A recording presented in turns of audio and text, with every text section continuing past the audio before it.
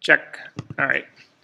So in the focus panel, what's happening here, it's two things, and they're both really, really critical. The first is that it actually brings this up to 100%. This image right here is not scaled at 100%. This is just scaled to fit my screen. You could go into 100% on this, but the problem in doing that is that then you lose sight of the overall, what's going on in the overall. So what most digital techs want to be able to do is they want to be able to use this main viewer right here to see the entire image. But then they want to use this little focus window right down here to actually come in to check to make sure that the focus is actually, that things are actually in focus. Does that sort of make sense? But the other thing that's important about this guy is that this guy is completely processed out. This is an unprocessed version of the file. They actually res this only as big as it needs to be to show it to you on screen. The reason Capture One is so fast in tethering is that it never renders more of the file than you need to view it. That is very different than in Lightroom. When you shoot tethered, who's in this room has ever shot tethered in Lightroom? And at what point, how long was it before you said, my God, I need a fucking drink so bad because this is driving me out of my mind? Right? The reason that happens is that Lightroom, unlike Capture One, when you bring a file, when you shoot tethered in Lightroom, it renders and processes the entire file, and it does every single one of them. That does not happen in Capture One. Capture One says, okay, this is the size of the preview, this is all we're going to give them. We're going to process it so it's good for the preview, but we're not going to process the whole file. We will do that in the background. And so it's extremely fast. Again, if you ever try to do it in Lightroom, you'll tear your hair out. However, one of the problems that we get into, how many people in this room know how many people don't know what Moray is? Okay, I need everybody to go online really quickly. Open your favorite browser. And type in Moray, which is spelled M-O-I-R-E.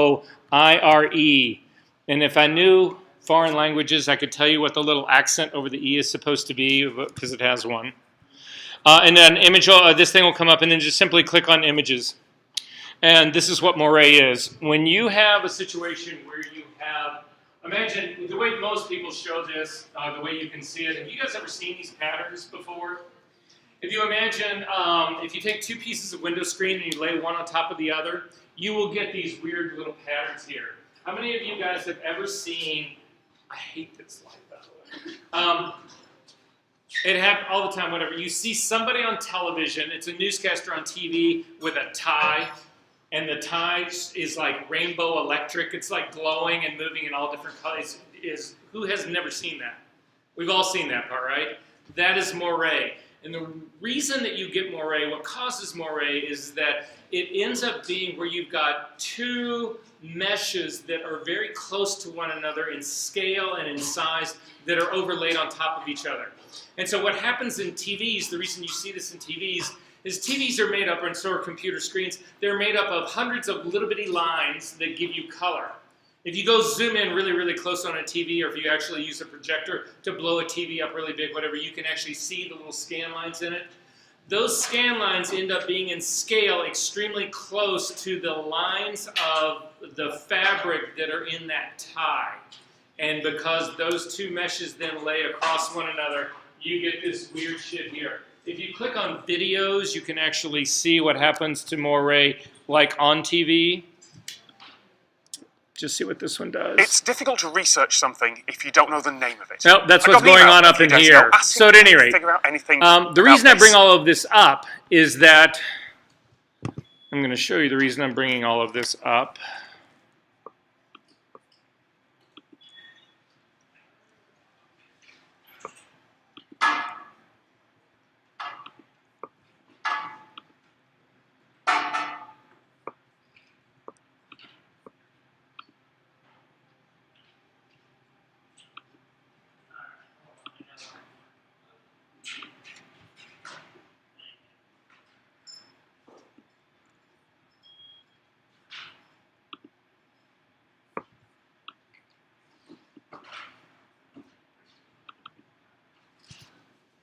That is Moray at its worst. This is not a pattern that's in this code. This is actually a consequence of a digital capture of a tweet code. Does that make sense? What's going on here? Who wants to retouch this out? Do you know how you actually retouch moire out? One little square at a time. I'm going to zoom way in here. Each one of these little things, each one of these little dark parts gets retouched out by one that's near it. To retouch something like this could easily be a week. Easily a week. You don't want to do that, right? So the reason I bring all of this up is that this is actually a screen capture of my preview in Capture One.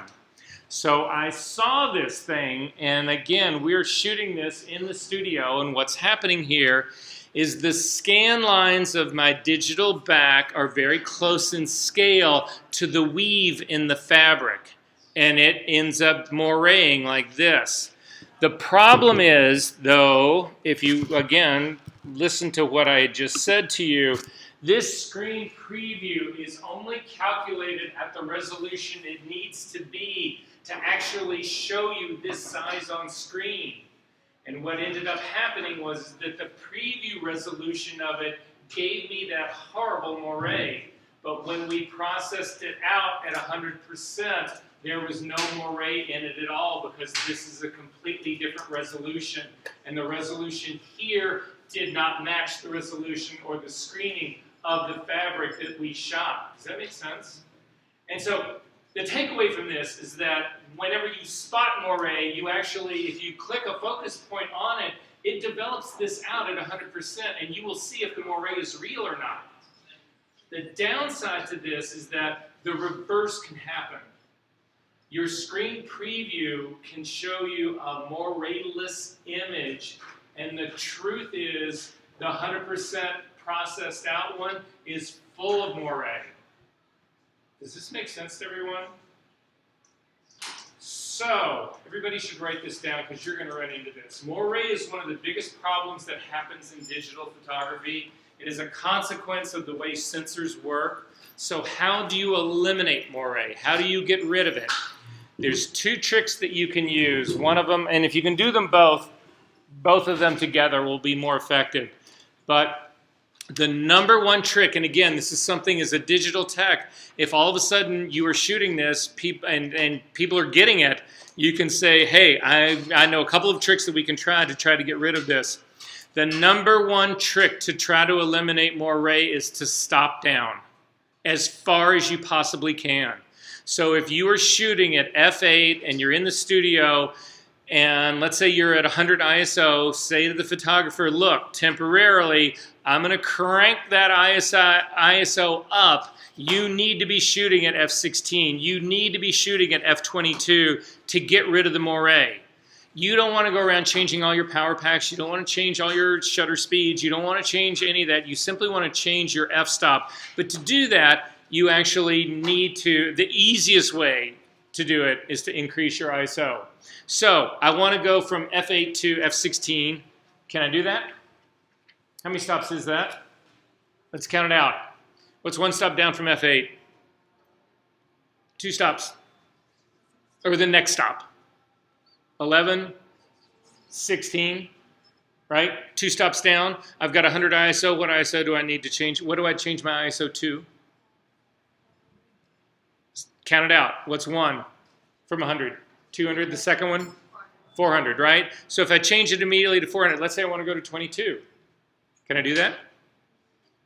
Go to 800 ISO, shoot at f22. I don't have to change anything else but those two values, and it's immediate, and you can kill the moire doing that. Now, there's other ramifications. You've increased your depth of field, and maybe that's not something that they want to do. But the truth of it is, everybody wants to avoid moire, because once you get it to try to retouch it out, most people just give up on it. Most people will just say, you got to reshoot this. Make sense? The other thing you can try, and it's less successful, but the other thing that you can try is you need to change your distance from subject. So imagine I'm doing this. Imagine you guys are taking a picture of me. Oh, and it's the same scale that that girl was. So it's waist up, okay? So you're shooting this scale waist up, and you get this horrible moire. You can back your camera up to shoot full length and then crop in after the fact. And the reason you would want to do that is by backing your camera up, in effect, you are changing the scale of the fabric. So you've made it much smaller. As you have backed up, everything in this image gets smaller, including the fabric lines that are in here. Sometimes that'll work, sometimes it won't. I've actually seen people shoot, I swear to God, shoot, and like if this is the scene right here, they want this tight shot like this, but they will actually make a picture that shows you this entire wall. You've got this little bitty figure in there, and then they zoom into that little bitty figure, and it is the only way that they can disrupt the pattern lines being close enough to one another so that they eliminate the moire. Make sense? But the stop-down trick works better, in my opinion, and it's the easiest and it's the first go-to. So just something that you guys should know about. But again, back into Capture One, the thing I can't stress enough to you here is that you want this focus window on, and you want to periodically check. The things that you need to always check for here is if there's a fabric that's got any sort of visible weave to it that you can spot. Tweeds are the most notorious, hands down, the most notorious. Things like ties, everything that you see moire on TV, will moire in their images. It's again something to check something to really look for. Synthetics are also notorious, and I've shot lingerie and swimwear my entire life, and it moires like you fucking cannot believe all the time. And the reason it's moiraying for many reasons is that because the thread in something that is synthetic is so perfect, the weave in it ends up being perfect, and therefore it matches up with the perfection of the sensor lines that are actually stuck in your sensor. So synthetics are far worse than natural fabric, because natural fabric you get variation in the width of the thread. So they don't. It'll still moire, but it doesn't do it anywhere near as bad. Synthetics are awful. It's just something in the back of your mind. You should always be going, okay, synthetic. I need to look for moire. Oh, tweeds. I know it's going to be there. Are there questions about this? Okay, I need everybody to do this with me. Do you have this focus thing opened and something picked on it? I want to go ahead and hit it on her face. You don't need to keep this in the scale that it is in right now. You can actually click on the focus tab on the top, and you can actually tear this off into a separate window. And once it gets off into a separate window, you can resize this window. You can actually make it considerably bigger. And so you've got more screen real estate to actually look at when you're shooting. So for instance, I'm going to go to this horizontal one right here, and you can see with a horizontal image. Hang on one second. Yeah, I'm just going to fit this to scale. With this horizontal image like this, we don't need all of that space in here. I can actually take my focus guy and drag it out here.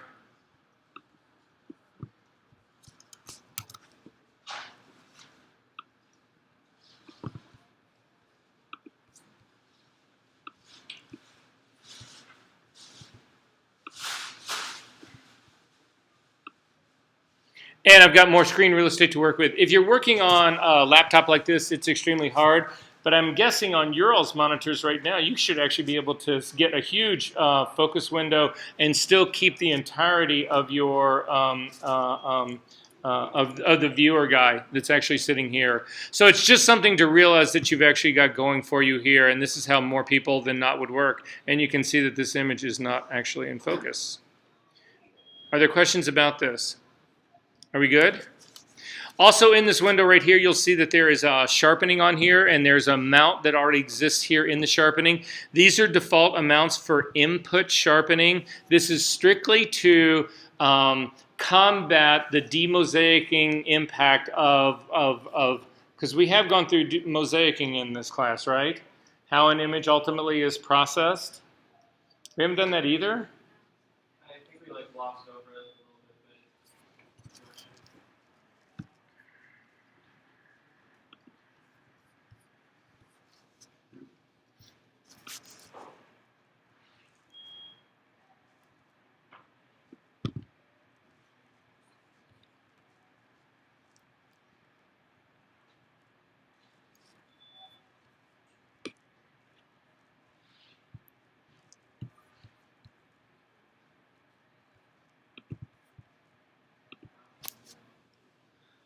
All sensors, with very few exceptions. There's one company, Foveon, actually makes a sensor. Have I been sitting in front of this thing the whole time? Okay. I know you guys are all sitting over there just. Anyway, all sensors, but there are some extreme exceptions. There's a company called Sigma that makes a camera that uses what they call a Foveon sensor, and the Foveon sensor is different than this. And then there's some extremely high-end technical sensors, shit that you would never lay your hands on, stuff that's in, the $100 million electron microscope or some, I don't know, the thing that took pictures of black holes or something. There are other sensors, but you'll never see them in a conventional camera. All the conventional cameras that we work in, Phase, Sony, Canon, Nikon, all of those guys work exactly the same way here. And basically, if you think of this as a sensor, this is a three-dimensional illustration of a sensor. Every little pixel sight in here, that's what these things are actually called, are literally like little cups. They're like places that actually collect photons. And so you can see what happens is that when light comes in, it actually comes down and they're collected inside these, they're called photocavities, light cavities, photo buckets. There's a whole assortment of names for these things. This is what they all call them. And what ends up happening is that as a bunch of photons come in here, then the hardware in your computer and the software, not in your computer, the hardware and the software in your camera simply count these things up, and then they give a relative term to that. So you can see here, for instance, in this photo bucket site right here, there's a lot of photons in here. And in the one next to it, there's not as many. So the one next to it is a darker tone, the one here is a lighter tone. Does that sort of make sense? Everybody get that part?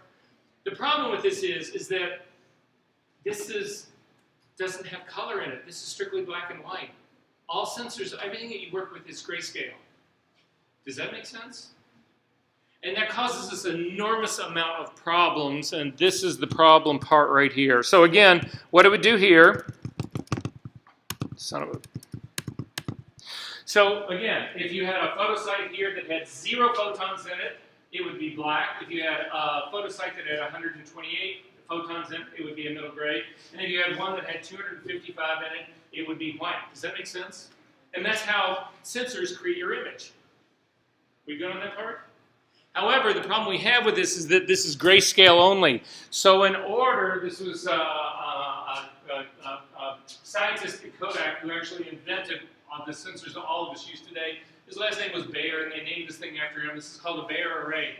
And what happens in a Bayer array is they actually take small little filters and they put a small little filter on top of each one of those photosites. Does that make sense? So we need to talk about filters and how they work. I don't want to do this screen right now. We'll just do this light right here. Let's imagine, here, let's do this instead.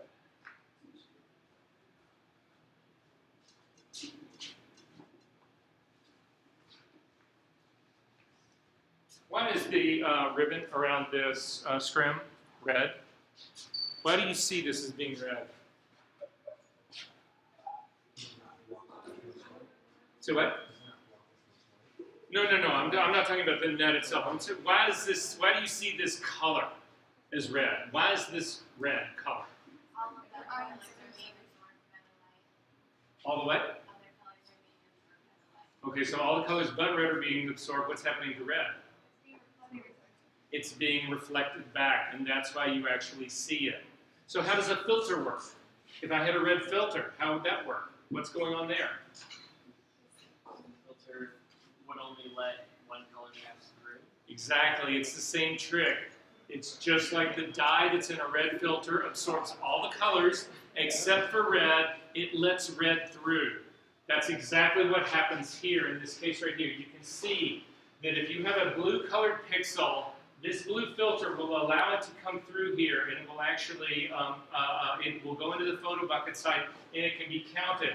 The same thing, a green photon can pass through a green filter. However, a red and a green photon they're either rejected or they're absorbed by this blue filter. They do not get in. The blue one will get in, but the red can't get in, and the green can't get in either. Does that sort of make sense?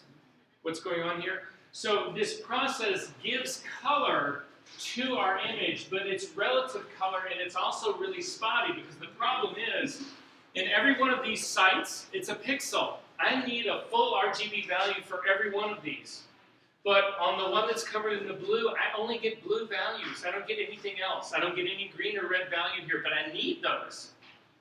Right? On the red one right here, I actually get all the red values. I can count those, but I don't get any green values and I don't get any blue values at all. Does that make sense what's going on here? Which becomes hugely problematic. So this is how they fix this, or this is how they deal with this. And you guys should be aware of this. This is a full color image right here. This is actually what your sensor sees. It is this mosaic of red, green, and blue tiles. Does this make sense to everyone? There's another thing I wanted to show you here really quickly, though, just to point out. Let me go back really fast. You can see here that it starts, because this is actually how the arrays look. It starts at blue, then goes to green, blue, green, blue, green. So every other one here is green. Then the next row down, it goes green, red, green, red, green, red. Again, half of those are green. You have twice the number of green sensor sites as you do blue and red. Why?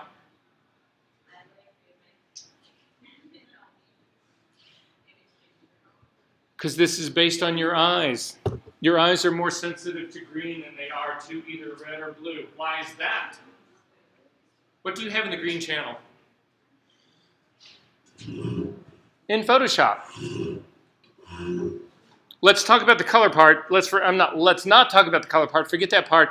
But what does the red channel ultimately represent in Photoshop? You guys should all know this shit. Contrast. What's in the green channel? Detail. What's in the blue channel? Noise. So why do your eyes care more about green than they do about red and blue? Detail. Do you want to just be able to see contrast in your life or motion, or do you want to see detail? People's eyes are incredible, and it's because of this. You've got, again, your eyes are hypersensitive to green relative to the other two, and they make sensors to do the very same thing, but this causes other problems. So anyway, this is what the sensor actually, this is what the capture really looks like in your whole sensor that ultimately has to turn into a full color image like this. So how do they make this a full color image? Because the truth of the matter is, here, so this is just an area of a sensor that I'm picking right here. Actually, this example uses R19 right here. So this is the row, this number 19 right here. So this thing can count the number of red number of red photons that go through here and hit it. It can count that, that's no problem. But every single one of these needs an RGB value. You can't just have a red and a green and a blue. You need an RGB here, RGB here, RGB here, RGB here. Every pixel needs all of that information. So how do you come up with it? This is what happens. If you take R19 right here, it knows the red value. It's got a red filter on it, red photons come through it, it counts them up, and it says that's how many red are in here. Great, no problem. To figure out the green, what it does is it counts the green here, and the green here, and the green here, and the green here. It adds all those four up, divides by 4 to get the average, and assigns that value to this pixel right here. Now, that might work. It might not. There's no guarantee, but they are using mathematics to come up with the green value that goes into here. Does that make sense? To come up with the blue value for this, they take this blue and add it to this blue, add it to this blue, add it to this blue, and also divide by 4, and that is the blue value that goes into here. Does that make sense? So there's consequences for doing all of this. So this is a typical 1D2 Mark II sensor. It's got basically 6 million pixels on it. It's 3,000 pixels by 2,000 pixels across. So how come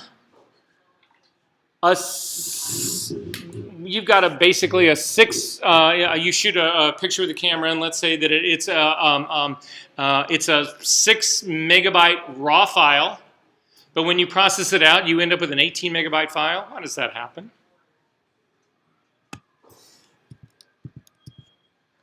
Your raw file starts out with only these values. It only has this blue value here. It has no value for green and no value for red. This one has no value for blue and no value for red. This one has no value for green, no value for blue.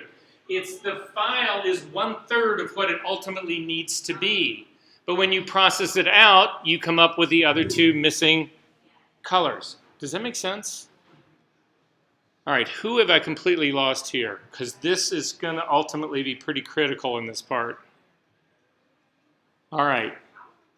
So what aren't you getting?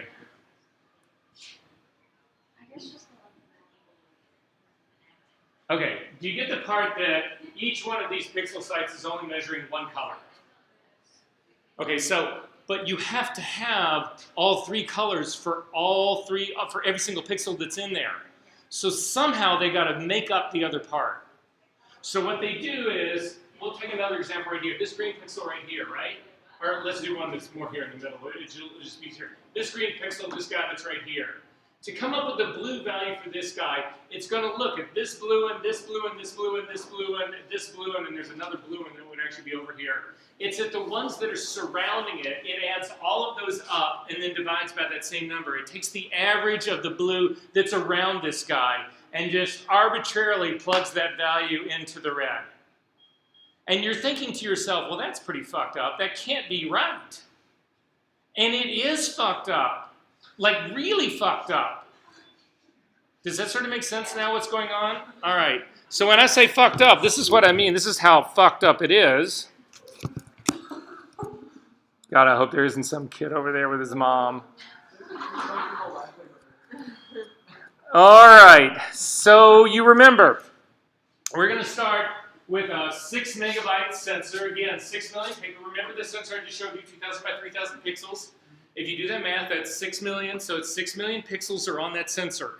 So in terms of the green value right here, again, I showed you that in our sensor, in our beta array, half of those are green. So out of that 6 million, 3 million of them are green.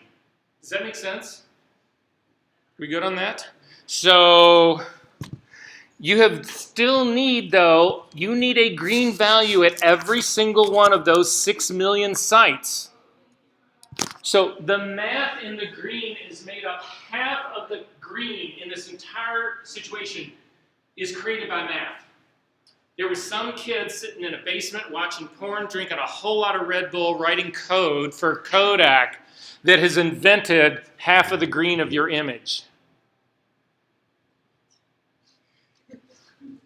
Half of it. It gets worse. In the case of the red, remember I showed you the red and the green, the red and the blue both. There's half the number of those pixel sites on that. There's half of the number of the sites that are covered with a red filter. Only 1,500,000 of those are covered with red. However, you still need 6 million red values. You still need a red at every single one. You still need this part right here. So 4,500,000 of those pixels, or 3/4 of the entire sensor, has a value of red that is created by math. Is that troubling to anyone? Same thing happens with blue. If you add them all up, you've got a pixel count. The sensor's got 6 million pixels. You need 18 million pixels. 12 million of those are actually created by math. 2/3 of your image is created by math. It's got nothing to do with what you shot. Oh, it gets worse. It gets worse. This is the consequence of this. 2/3 of the sensor data is created by math. Is that troubling to anybody in here? That's really problematic to me. That's upsetting. 2/3 of the light that hits your sensor is disregarded. It's thrown away. It has to be. Again, that little blue filter is rejecting all the green and all the red. That little red filter is rejecting all the green and all the blue. 2/3 of the light that hits your sensor is thrown away. This whole process of math is called demosaicing. And the reason that this becomes so problematic is this. is that there is detail in here.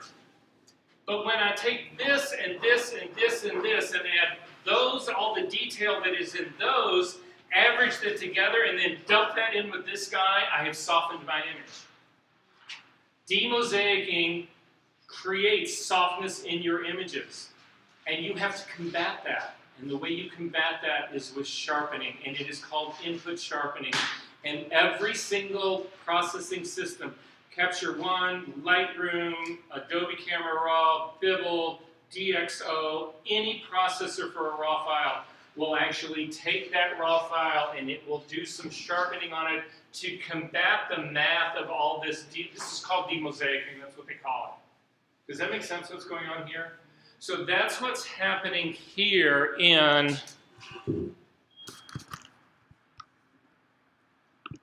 Capture One. That's what this sharpening is right here. This is not output sharpening, this is input sharpening. This is to combat the demosaicing that happens to that raw file that you cannot avoid. And you have to have some of this in every single file that you use. These values are standardized. It knows what camera that you've actually got, and it actually uses a set value for this. You can change those. My suggestion to you is you don't change these. But the real important takeaway from this is that this is not output sharpening. This is not what you would use to sharpen a file to actually print it on an inkjet printer. Does that make sense what's going on here? Because you guys all sharpen your files when you actually output them, don't you? Right? You output it to go to screen, you output it to go to a printer. If you're using glossy paper, do you sharpen as much as you do for a matte paper? Do you know?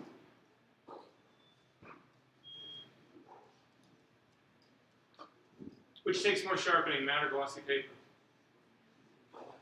Say what? Probably matte, right? Why? Yeah. Well, I'm sorry, what? It does, it does. So glossy paper's got a relatively hard surface, and when ink hits it, it doesn't spread very much. Matte is like a sponge. When ink hits it, it spreads. And to combat that spreading, you actually over-sharpen the output to a piece of matte paper so that when it spreads, the spreading counteracts the over-sharpening, and if you get it just right, your image looks really good on matte paper. It doesn't take anywhere near as much on a glossy. Make sense? Okay. So anyway, just so that you know, that is input sharpening. I wouldn't screw with that. If you grab one of your files and drag that into Photoshop again, this exists in Camera Raw as well. If you actually come over here to the little pyramid guys, you have the exact same thing in here. It's a different set of values. But these right here are all input sharpening values here. And again, it's for that same demosaic reasoning. Again, this is not output sharpening. These are a standard set of values. In Camera Raw like this, you will always see these at a 40, 1, 25, and a 0. However, for every different camera, the amount of sharpening is actually different. But they give you the exact same values, starting values here. These would be considered sort of like the zeroing values, but they don't want to put 0 in here because that would make you think that there isn't any sharpening in it. But they're all standardized. They're all the same. All right, so that's what's actually going on in here. The next tool over, the crop tool. If you click on this guy, did we deal with overlay in this class yet? Okay, I'm sorry? Maybe it was retouching. Okay. Yeah, probably retouching our commercial. We did that. Okay, well, so what's the vote here? Did we deal with overlay in this class or not? Not in this class, but we did it in my coding class. Oh, all right. Who here has no idea what overlay is about? Okay, don't worry. We will get to overlay, but I'm not going to do it right now because I'm going to give you another file in order to do that. We'll do it when we come back. Next one. I don't want to quite. Yeah, I will go to the next one over. We're going to. Let me just make sure I'm going to get through all of this part. Oh no, we haven't got through all this part first. If you will, go back to the exposure tab again for me really quickly. So. And I'm going to keep this one of Elizabeth actually selected right here to actually start with. And I'm also going to narrow up my screen a little bit. So there are a couple of things that you can use in Camera Raw, in Capture One, that become really important to us when we actually shoot. So a lot of times you're actually given an image that you're expected to copy. And we've actually done that here in this class. The swipe recreation shoot that we did last week was a perfect example of that. So how many of the teams did I show compare variant to? Or who didn't I show that to last week? Okay, so what ends up happening in this, let's say that I'm going to say that Elizabeth is the image that I want to copy. That's my swipe. I found a JPEG of her online, and so I want to try to recreate lighting that's going to actually mimic her, right? If you select Elizabeth like this, and you come up, so I want everybody to just do this with me again. This is a muscle memory thing, guys. Go ahead and select Elizabeth. Come up to the Edit menu, and come down to Set as Compare Variant. And when you do that, you will see that Elizabeth actually gets the image that was highlighted when I did that. It gets surrounded by this orange outline right here, and there's a little push pin that's sitting up here in the corner. And what that is saying is that as long as this thing is set as my compare variant, what they call, this is a term that Capture One, the people from Capture One, it all comes from Denmark. And this is a bunch of Denmark software engineers who then, I think they use Google Translate to actually translate their shit to English because it's so bad. Have you guys ever gotten one of those, like, obviously how to put it together set of instructions that somebody in Asia just used Google Translate to do, and it makes absolutely no sense at all? Well, I think that that's what happened here. So why on earth they call this a variant, I don't know, but they do. So these are all the captures right here are called variants. They don't call them thumbnails. They call them variants. I guess it's because each one is a variation of what you were trying to I don't know why. But at any rate, that's why they call this phrase compare variant. And so you can see in your thumbnails on the side over here, if you pick on any other thumbnail, it doesn't matter what one you pick on. The one that's stuck in place, the compare variant, is the one that will never change. It stays there the entire time. And the reason you want that is that as you're making your adjustments and you're shooting your adjustments here and you're trying to get this dialed in to match this guy, it stays there the entire time. You don't have to continue picking it over and over and over again. Make sense? To get rid of that compare variant, you go up to the very same place. It's the little menu part that's right underneath it.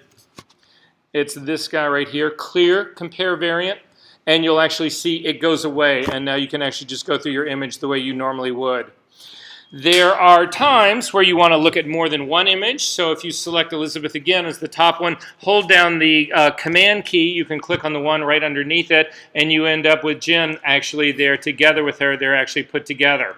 I'm going to get rid of all of my selections by clicking you can't click, if you click on a single image right here, all it'll do is it'll go back and forth. You see this white line that's going around it? It's just going back and forth between the two in terms of which one you're actually impacting. So right now, with the white line around Jen, if I were to actually change the exposure, it only changes it on this one image because that's actually the primary one that is that's being selected.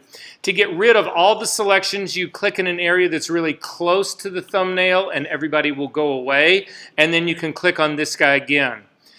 But the other thing that I wanted to show you this really quickly is that you can make multiple variants of the same image to try different things out. So for instance, let's say that somebody said, you know, I would really like to see this image warmed up a little bit. And you say, well, how much? And they say, well, I don't know, show me. What you could do is you could come up to your white balance and you could click on this and drag it over and you could make it warmer and say, well, how's that? And they'll say, I don't know, can you show it to me as it relates to the very first image? And you'll say, yes, I can. You will double click on that to actually zero it back out again.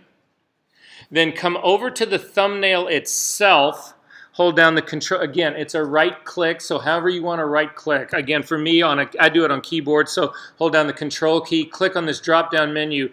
You will see down here at the very bottom that you have two options. You have a new variant and a clone variant.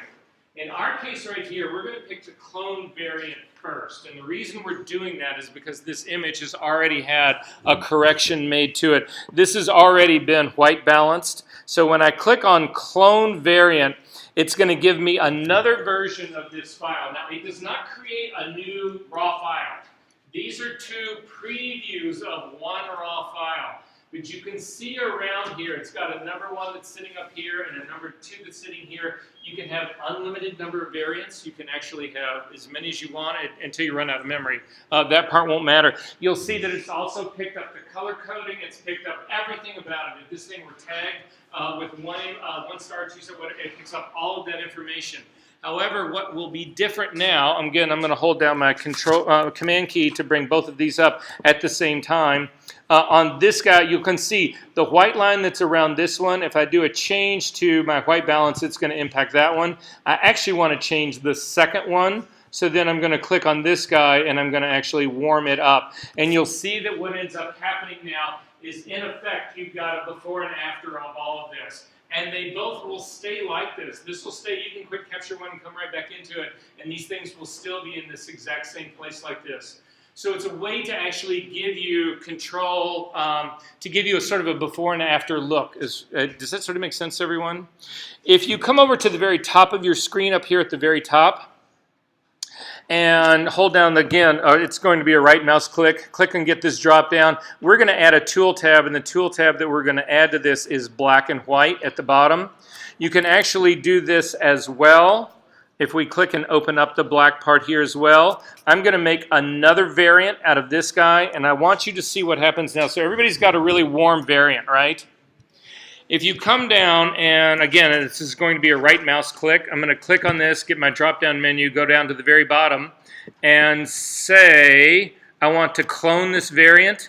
What you'll end up with is a variant that is identical. You can see I've still got my first one here, and I've got my second one here that are both in that same sort of yellow color. It's actually added another one because I've got 4 total. I have no idea why.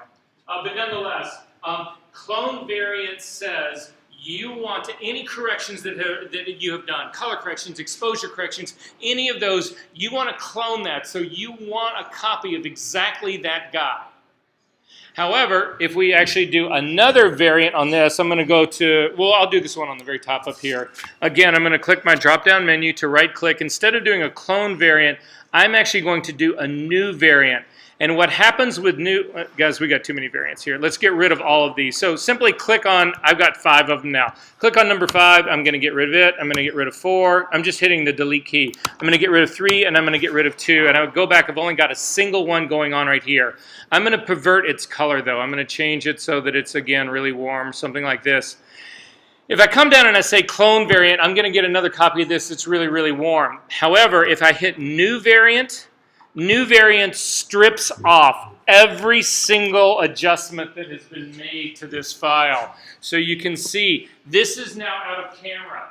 If we had color balanced this, it would strip all that color balancing off. It gets rid of any of the adjustments that have actually been made in this. And the reason this is valuable to us is it's a way to actually give you a way to see what your original, let's say you've been working in here and you've added some color, you changed the exposure, you bumped the saturation, you changed the contrast a little bit, whatever, and all of a sudden this is really getting away from you and you say, God, I really wish I knew what this image looked like without all this shit that I've done to it. Adding a new variant to the bottom will give you a view of what this looked like before you touched anything on it. Does that make sense? Are we good on that part? All right, guys. I'm going to get rid of this one. The image that we've got up now that's got all this warmth on it, you can actually reset stuff. But if we talked about these little controls that are sitting right up here, I don't think we have. So here in the exposure tab, and it actually happens in other tabs as well. If you come over and look at our crop tab, you can see there are these little icons that sit up at the very top up here. Now some of these are different than other ones of these. So some of these actually, you'll see in this one, this guy down here actually has, that's got the same number. These all have the same number. But depending on the tool, some of these things will be complete. You won't have every single one of these options on here. So in this tool right here, we'll work on the really warm version of Elizabeth right here. If you click on the little 3 dots, this is how you remove the tool. If you click on the next one over, you can actually save the work that you've done on this. This white balance that we've done on this, you can actually save this as a user preset. And you would simply click on this and a dialog box will open up and it'll say, well, the only thing you've changed here is the white balance. And you can say yes, and I want to save that. And it'll give you an option to name it. And again, I would call this warming or whatever. I mean, you guys get where this is going, right? And then you could click on it and save it so that if you, let's say that you always knew that you wanted to add 2000 degrees of Kelvin. This is a way that you could build it into a preset so that you didn't have to do it every single time. You can still do it every single time by hand, but this would just be a simpler way to do it. Does that make sense, everyone? The next one over, this next one over is a reset, but there's two resets that exist here in Capture One. There's this one right here, and you can see it's the little arrow that goes back, looks like it's hitting a wall.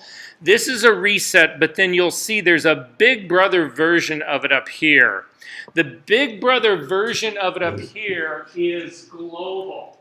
If you click on this guy up here, it will reset all of your variants and it will reset everything. So let's say I've done an exposure adjustment, a contrast adjustment, and a white balance adjustment right here. You click on the big guy up there, it resets everybody. If, however, you only want to reset one tool, it's this version that's actually sitting in the tool. So we can see what this looks like. Go ahead and make an exposure adjustment on this as well. So we've made it warm and I've made it 2 stops hotter. If I click on this guy up here at the top, it resets everything. All the tools just got reset. However, I'm going to make the image warm again and I'm going to make it 2 stops over again. If I click on the reset that's right here and the warmth, the only thing that is reset is the warmth. It's just the reset for the tool that it's in. Does that make sense? And then again, you could come down and reset the exposure just with the exposure part. So that's the next one over. The next one over is a quick copy and paste. So I am going to, let's scroll up to the top again. We've got 2 copies of Elizabeth that are in here. So I'm going to select the very top one up here. And let's go ahead and make this guy, again, I just want to make changes so that you can see it. Let's make this guy really super blue. So I'm going to grab the Kelvin slider. I'm going to drop it down to make it really blue. Now let's say we wanted to apply that adjustment to other files that are in our in the browser window over here. To do that, if you look at the top of your toolbar up here, you will see that there is an up arrow, an arrow that's like pointing to like 1 o'clock, and then there's a down arrow. And you can see, in this case, the up arrow is shaped differently and it's toned differently as well than the down arrow. What that is it's a copy and adjust.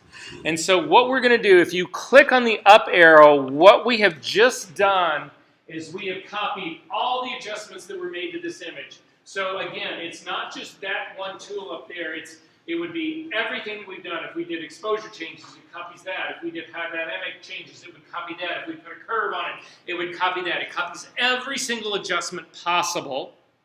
And then if we come down to the one that's underneath it to make it active, you will see that the down pointing arrow now is actually matches in terms of its weight and its tone, the up arrow. That's telling you that there is something on the adjustment clipboard. And now if you click on that down arrow, it will apply those adjustments to this second image.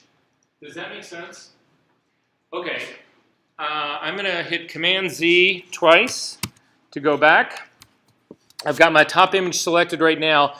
The bottom image, I've pulled the blue off of it. I am actually instead going to simply hold down the Command key to select another image right here.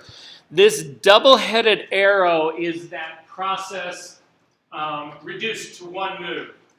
So instead of hitting copy, adjustment, and paste, when you've got both of these selected, it takes what's called the primary variant. Again, this is the primary. You can tell it is because it's surrounded by this white line right here. So because this is the primary and this is the secondary, using this little tool right here is going to do copy and paste all in one step. So if you simply click on it, you will actually see that it'll actually open up and say, well, these are the things that have been, oh, actually I did it in the wrong one, sorry. This is tool specific. So I'm going to click on this, and you'll see it opens up an image. And in this case, it's going to say to me, okay, well, you did, the only thing you changed in this thing was white balance. do you want to copy and paste the white balance part and apply it? And you would say yes. And when you do say yes, it'll actually do that part to it. I'm going to undo this really quickly. I'm actually going to change the exposure again as well. I'm going to drop the exposure down. I'm going to actually boost the contrast up a little bit, and let's pump the saturation up a little bit too. I'm just going to make it obviously something different. Did we talk about adding that as a global adjustment to your toolbar? We probably did not. I think we did talk about this, but we can do it as well. So the double-headed arrow that exists inside of these are specific to the tool, just like the reset is specific to the tool. But if you want to use a global control, just like this is a global reset, you can do a global copy and paste as a single move. To get to that tool, come up to your toolbar up at the top, do your double-headed right click, whatever you use as a right click, to get a drop-down menu and come down to Customize Toolbar. Customized Toolbar will open up, and you can see that there is a double-headed arrow that's right here. You can click and drag this. Typically, most people put it right next to their copy and paste adjustment part. They'll actually put it up here like this, and then go ahead and say done to that.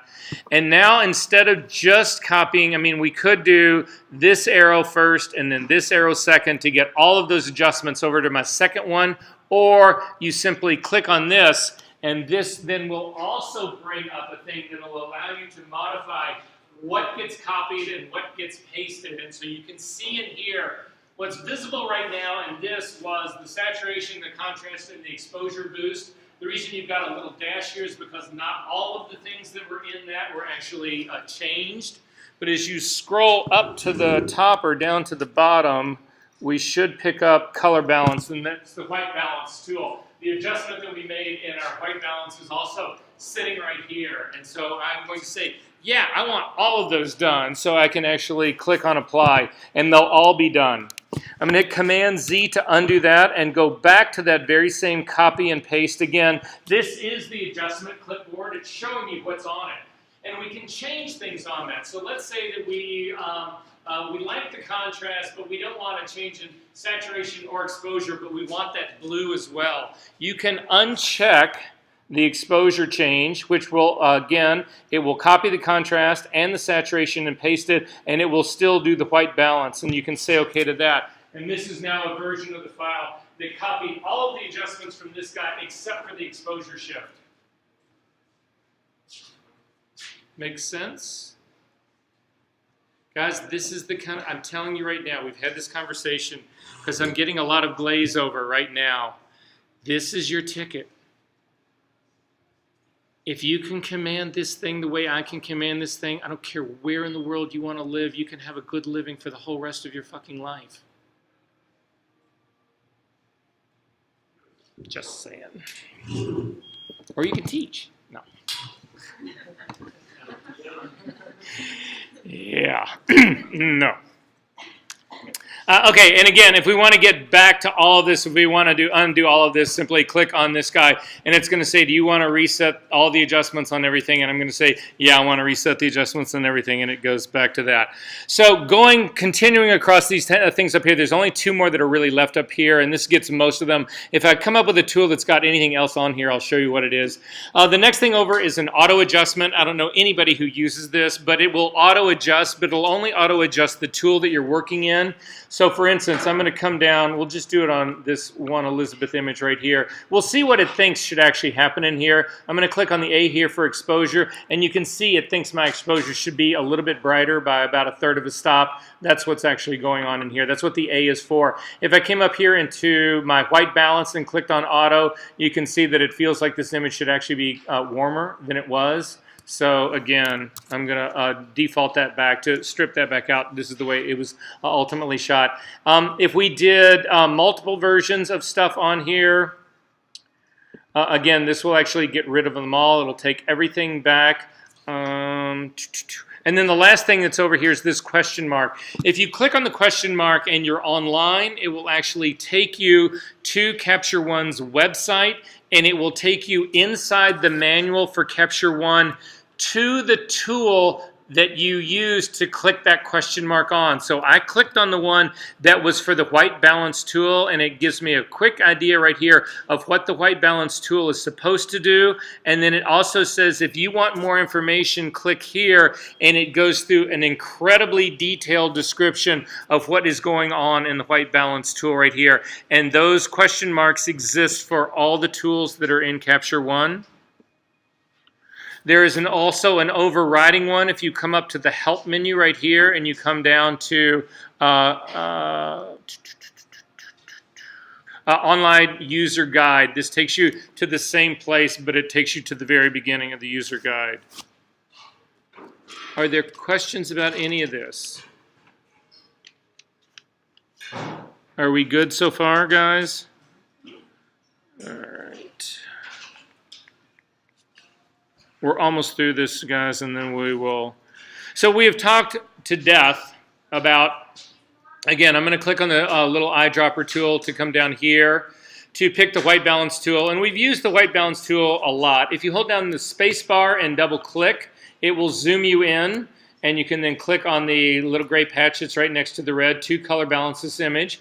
Then you hover over the white patch right here, and we're actually getting a readout in luminosity up here. I'm getting a readout of 231. What does that tell me about this image? It's underexposed. Do we know how much? Well, we can find out, and the way we're going to find out is this. Again, everybody back up to that same drop-down menu. I want you to click on that and come down, and you will see down here at the bottom there's a thing that says Add Color Readout. You will be expected to use this all the time, and you get into situations where you're trying to match. There's a lot of studios you'll find. I know this happened at Nike. When I was shooting for Nike, Nike shot in studios here in Chicago. They had studios in Portland. They had studios someplace in Ireland. They had one in Dubai, and they had one somewhere in Asia.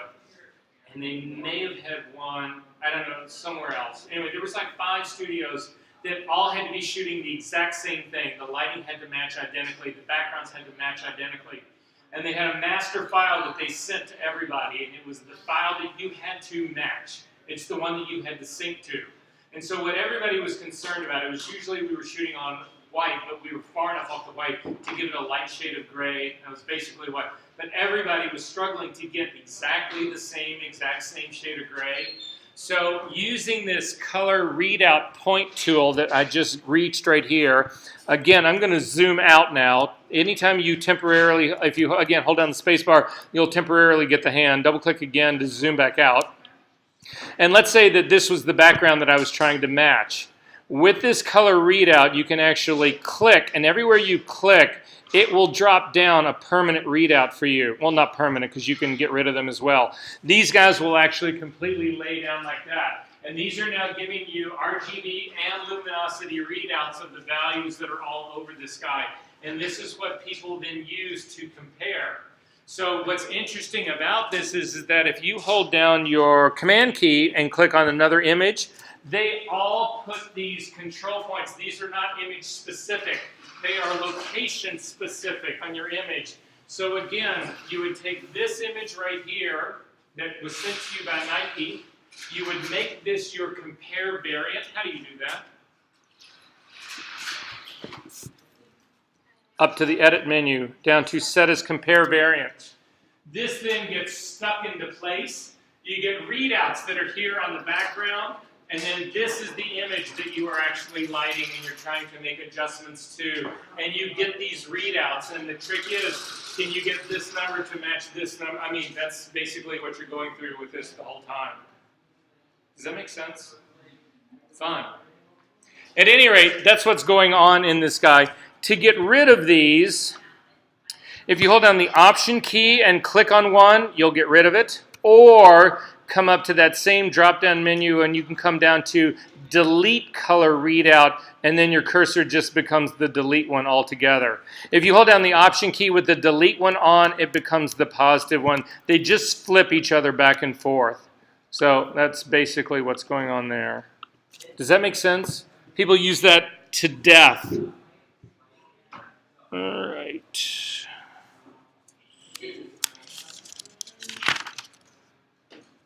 We are getting through this, guys. All right, so the last thing that I want to get to, yeah, we're going to go through a little bit more of this. We need to talk about crop presets. I am going to get rid of this compare variant. So again, up to the edit menu, down to clear compare variant. So this is not on here. We need to talk about cropping. Now, the crop tool exists up here. Most of the people I know don't use the crop tool here, and there's a reason that you don't want to actually, well, you should just know this. So in the crop tool up here, I can actually create crops, different crops. I can build new crops up here in the very top part. And I'll show you what it actually looks like. So if we come up here to the top, I'm going to click on this drop-down window right here, and I'm going to go up to the top, and I'm going to say, I want to add an aspect ratio to this. And it's going to come open, and it's going to say, what aspect ratio do you want to add? And I'm going to say, let's just do 4:5. No, we'll already have a 4:5. Let's do, we'll do toss. That's going to be my toss ratio. And my toss ratio, I'm going to make 16:4. I'm just pulling numbers out of the air. And I'm going to go ahead and say OK to that. The problem that we've actually got here with toss and 16:4, when I actually then use the crop tool to crop this guy, is you'll see that I actually don't get a 16:4. I've got inches here, or I can set this as pixels, or I can set this as millimeters, or I can set this as centimeters. The problem that I find with this is that it hasn't changed my cropping here at all. It's just changed these values here, which make me really nervous, because what I really simply want is the ratio. I want 16:4. I don't want 41.13 by 184.53 centimeters. That's not what I want, even though that is a 16:4 ratio. That's just confusing to me. So I don't know anybody who actually does use this tool right here. To get rid of your toss ratio, with it selected, simply go up to the top and go remove aspect ratios, and it will give you options of ones to get rid of. And I'm going to click on toss and say remove this guy, and then I'm going to be done. Actually, I'm also going to get rid of all of my US Magazine ones so that it's not confusing to you guys.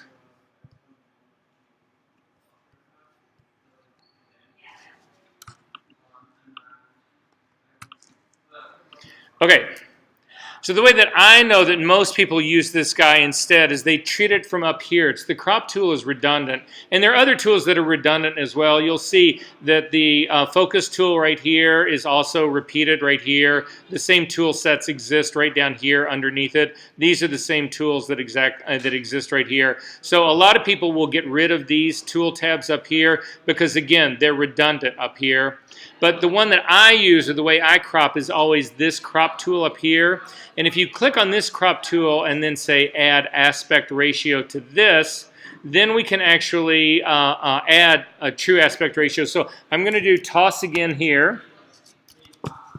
And again, I'm going to do a 16:4 and say OK to that. And then when I use the tool itself, to get to the tool itself, you actually need to click on the tool to make it active. Then I can come and click out and start to drag out. Now this is actually going to give this to me temporarily. It shows it to me in centimeters or whatever I've got. But I know that this is a 16:4 and I don't have to worry about that part. Another thing you should know about the crop tool, though, is it will invert its width and its height depending on how you click and drag. To get rid of a crop, you want to simply click with your crop tool outside of the crop. So again, you can see I've got my little crosses sitting outside this crop area. If you simply click once, it gets rid of your crop altogether. However, that can be a really dangerous thing, because I want everybody to watch my screen what actually happens up here. I'm going to simply click and pull a little bit of pull like this. And with the crop tool, it looks like everything is gone. However, if I select any other tool, it looks like my image is gone. And the reason that's happening is that I've got the most small, infinitesimal little baby crop on there. I didn't just click once to remove the crop. I actually did a small click and drag, and it's actually got, if I can get it big enough, That's what it is right there. It's this incredibly small little part of my image. At any rate, to click back on this, simply come up in again and click back again, and it will actually get you back to your entire part. So what I was saying about the crop, depending on how you select, if you click and you drag down, that gives you your 16:4 as a vertical. I'm going to click out of this, but if you click and you drag to the side, it gives you a 4:6 horizontal. They flip. So there is no horizontal vertical setup in this, and there is nothing that'll actually flip that. It all depends on how you click in the direction that you drag in terms of what you get. Make sense? Again, to click and get out of that part. All right, while we are here,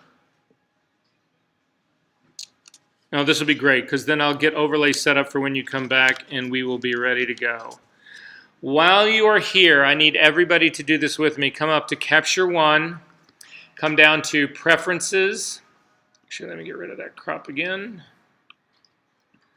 We need to go through Preferences really quickly. Have we gone through these yet? Who has not gone through Preferences in Capture One yet? Everybody else? All right, well then Katie, maybe it was the day you missed. Are you going to hang out around here over the break? Tonight, you and I'll go over this over the break. However, there's one thing I know we didn't go over. I'm going to go through this really quickly just to talk about this. General, we don't need to worry about. Appearance, we don't need to worry about. Image, we don't need to worry about. Capture, right now, we don't need to worry about. Color, we don't need to worry about. Exposure, we do need to worry about. I need everybody to go into exposure control for me really fast. These are the things that I just go to always to set up first. So in exposure, if you click on exposure, what are you guys reading as your exposure warning? 235? 245.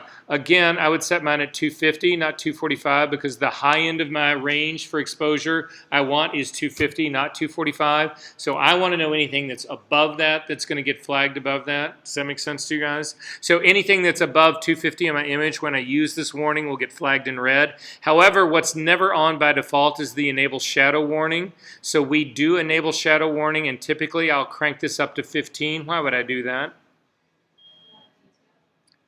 I want enough detail in my shadow. I want to know what shadow detail really is. Now, there's area of my image that may go completely black, and I may be fine with that. So for instance, if you guys look at me right now, there's a shadow that my body is throwing underneath my arm from this light right here. There should be no detail in that. That guy should be black. So it's not that having a pure black is wrong, just like not having a pure white is wrong. It's just knowing where that is and knowing if you're missing something that, oh, I really want to see, I want to see a shadow detail in this face that I've cross-lit. This will help flag what's actually happening in there. The next one over, crop, and this is why we're actually at this part right here. This part matters. You can control how the crop tool ultimately works. If we go ahead and come back over here, I don't know if this is going to be live, but let's see. I'm going to do a new crop ratio in here, so simply click and add a new aspect ratio. We are going to do US Magazine. I need everybody to do this with me.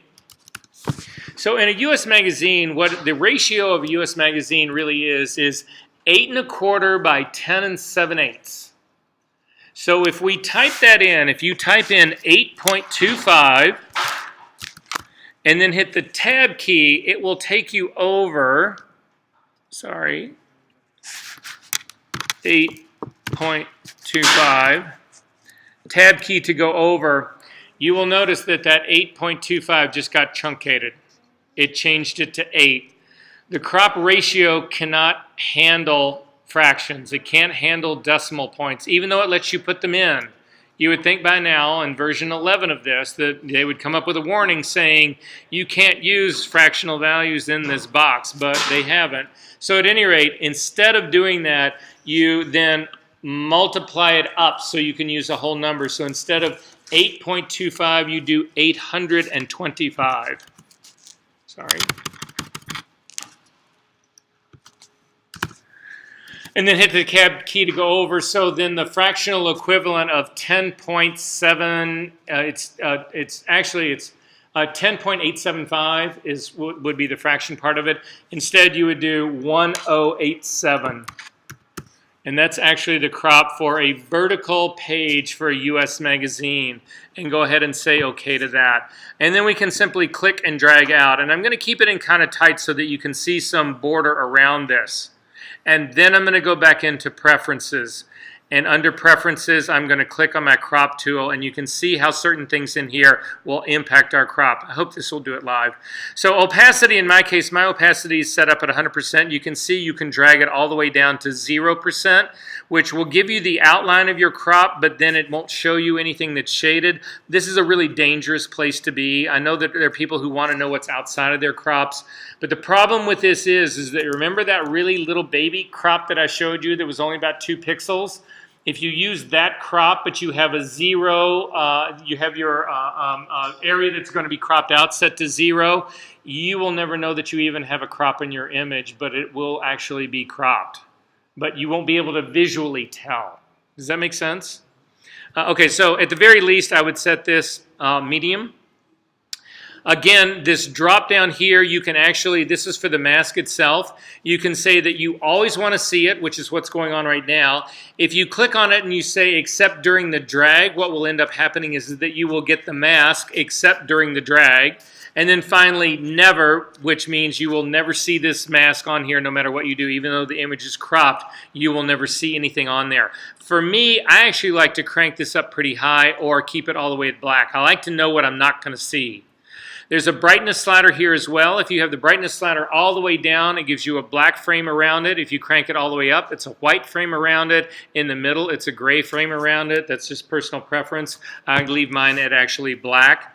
The next thing that's down here is to show the frame. The frame is actually this line that's going around that guy. In this drop-down menu, you can get here to say you always want to see the frame, or when there is no mask on here, you want to see the frame. Then the labels that are on here, and this is one I use all the time. You can actually, when we are dragging this out, again, go back into the image itself really quickly and simply click and drag, and you'll see that I'm getting readouts on this. This is actually giving me 74.50. It's giving me centimeter readouts on this. If you want to change the readout scale that you're doing on that, you actually do need to go to the crop tool here in the middle, and in this drop-down little menu right here, change that to inches. And now when you click and you drag out, you'll actually get it in inches, or if you want to do millimeters, whatever.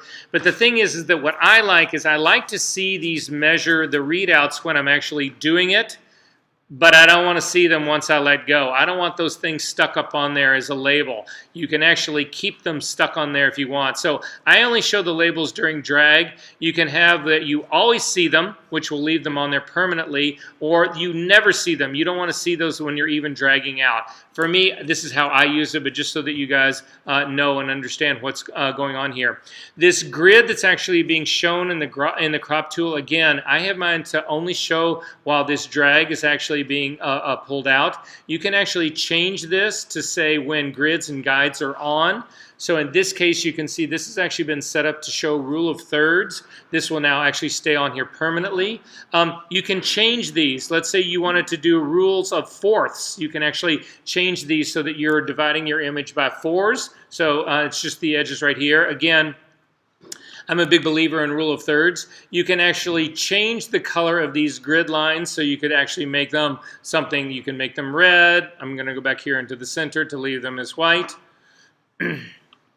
And then finally, we haven't looked at grids and guides, which will be the very last thing that we do here. I'm going to go ahead and leave the color on the guides here, and it says that it's only going to show you grids and guides when grids and guides are turned on, and I will show you what that means in just 1 second. I'm also going to undo the rule of thirds part so that I actually only see this during my drag, because this is how I set mine up. And I'm going to go ahead and close this up and say OK to that. So finally, again, I'm going to hit one more crop out of here to get rid of that crop. What they mean by guides is this. If you want to actually control something, and this happens a lot, again, in really sort of technical photography, let's say that you are actually shooting for an eyeglass company, and they said, okay, we want to make sure that your eyes in this image are exactly on a horizontal line, that they're perfectly even on a horizontal line. You can actually do that. First off, I'm going to actually get, Come up to the edit menu, to the view menu. We're going to do the view menu, and we're going to click on add guide. And you have two options here. You can add a horizontal guide or a vertical guide. I'm going to go ahead and add a horizontal guide. And you can see it throws up a guide on here. And the reason it's that orange is that's the orange that we picked in our preferences. And I can click and drag this guy and move it up. And I can set it on one of Elizabeth's eyes right here. And I can tell that this other eye is not perfectly level. However, I could say to Elizabeth, tilt your head a little bit, shoot another frame, and find out if these guys were level. Where this comes in for fashion photographers specifically, where they really care about this a lot, is they will care about the hem length on a skirt being exactly at the same place on somebody's knees. They'll care about the hemline on a pair of pants being at the exact same length, so they'll actually use guides like this to do it. They care about having, a lot of times they'll want shoulders to be square instead of to be tilted to one side or another, whatever. This will actually give you the ability to do that. If you need another guide on here, you can actually add them as many as you want. Come up to view again, come down to add another horizontal guide. They always are put right in the very middle of your image, and then you can click and move them around. So if I said, oh, I need to, Elizabeth is going to be holding her hand up in a double peace gesture right here, and I need to make sure that the tips of her fingers are exactly the same height in the frame because I'm all about symmetry. This would be how you would actually do it. If you wanted to add yet another guide that was a vertical guide, again, you'll see it goes straight through the center of your image right here. And again, you can adjust it to this side so that I say, I need her eye right here to line up with the big toe of her foot. You laugh. I get the weirdest shit. But at any rate, does this all make sense? To get rid of your guides, come up here, you can actually click on clear guides. You can also lock your guides, but I'm actually going to clear these guys to get rid of them. Are there questions about this?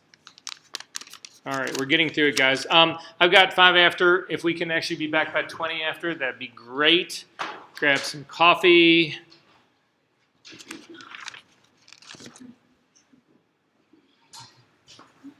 So Kate, you want to look at the other couple of preferences just really quickly? Yeah. It won't take long. Sure. All right, so we're starting over here in general. Pretty much all of this you can leave at default. You don't need to worry about any of this part. In appearance, again, this strictly has to do with the surround in Capture One. So it's the interface. It's not anything about your images. So you could change this to say, you know, I really like a lighter screen around mine. Again, this is something that a lot of people do. For me, I often think that dark is kind of a better one. Oh, I remember we went over this. Oh, okay. So you remember all this part, I remember right? this part, yeah. Okay. Image, this is, again, you can pretty much leave this at its default because this is only about really preview stuff that we're working on, but this is the really important one. It's this guy right here. So again, if you turn off for some reason, the reason people will turn these off is that if you're having connection problems, each one of these uses its own flavor of USB. Okay. And if you're having a problem, let's say you just can't get your Sony to connect, you can try turning these other ones off so that they don't interfere, so that they're not trying to be available. The problem with that is this is sticky. So even if you were to restart your computer, if you don't turn these things back on, they will never recognize any of these other cameras. So if somebody's turned this off and you don't know about it, and you try to, so if somebody's done this, it does not matter what you do ever. This will never recognize the Canon camera until you turn that back on. Okay. Shoot. During our fashion class last week, someone brought their Sony in, but and it was tethering, but every time we would shoot, the thumbnails wouldn't pop up. Do you think that would have been a problem? It's Sony's support is spotty. It was supported somewhat in 10. It's been supported better in 11. They've actually had a dedicated version of Capture One just for Sony cameras. So that might be part of it. But if you own Capture One 11, the professional version, you have access to the Sony professional one as well for free.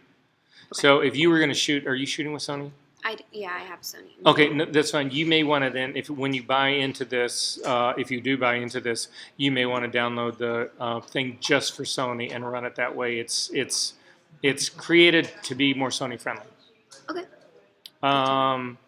So anyway, and then let's see, we don't need to deal with color. We don't need to deal, again, these exposure warnings you do care about, but we just went over that whole part. And then the crop part, we just went through that. So you're good to go. And then the rest of these guys you don't need to worry about. Okay. Okay, cool. Thank you. Sure. Oh, did you get the email about the website you were talking to me about I- that has all the PM? I did. Okay. And I will get that to you tomorrow morning. Okay.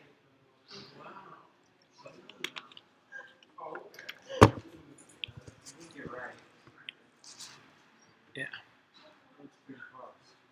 And yeah, and it's hard to see because I think what they're doing, I mean, the advantage to doing it the way they're doing it here is that they're doing it based on tone. So they're not really worried about her face per se. However, the thing that makes me wonder about this, they may be doing a double version of this image so that they've got a version of this that doesn't have it done to the suit, right? So for instance here, if we, where is that? No, that's okay. Here, let's do it on mine. We can do it on mine because I can do it quicker here. Because I've also got recipes here that are done. So if we come in on this guy right here, in my exposure part, let's do it in levels. It's easier.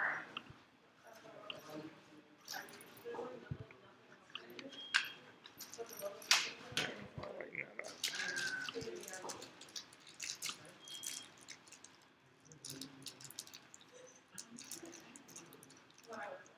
What were you hitting on that? You were doing the top one, It was and this you middle were button. in levels here, right? Yeah. So you were in the red channel here, and it was the midtone? Yeah. Okay. Yeah. All right, so I'm going to go ahead and...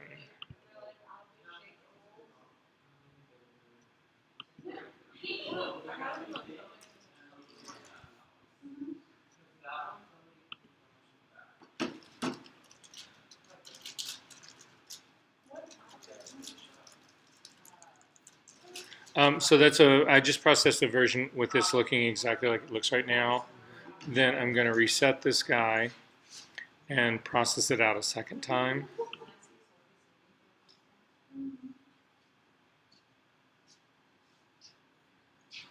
And then I'm going to...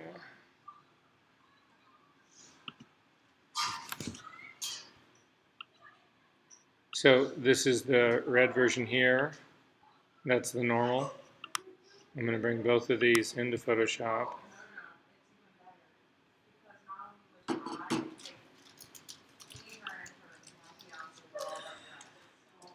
So that's my red version right there. I'm going to grab the normal version of this guy, and I'm going to drag it right on top of the red version right here, and put it in register. So now I've got both of the layers in a single file. So this is the red version, and that's the non-red version. So then on this, I'm actually going to add a black layer mask. So all I see is the red. Then I'm going to grab a brush.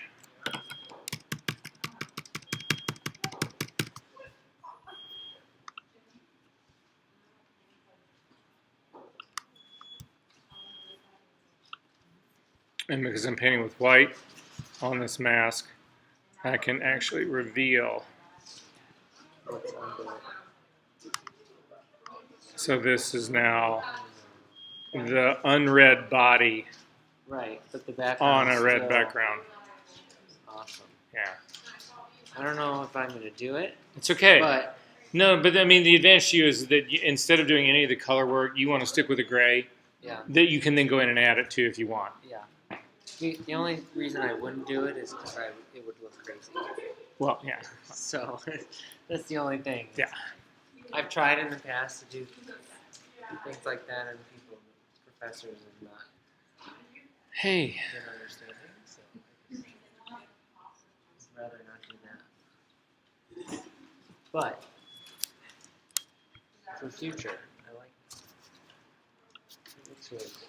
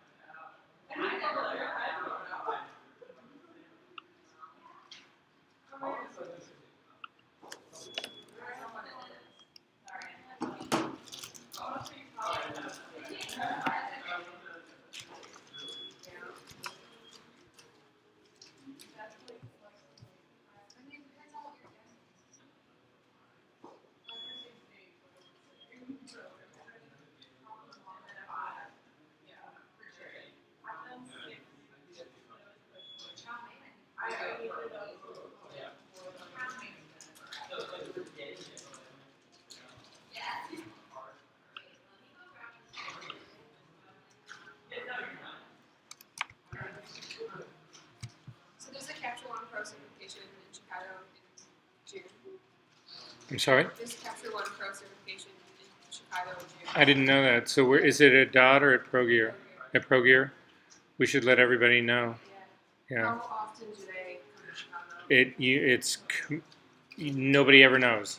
And it's anywhere. There's no set schedule. The only place that it's a set schedule is they do it in New York all the time. Yeah.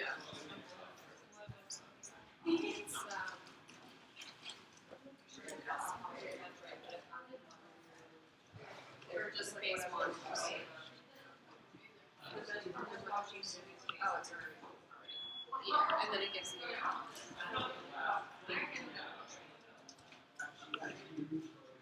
We should talk about that as soon as everybody gets back.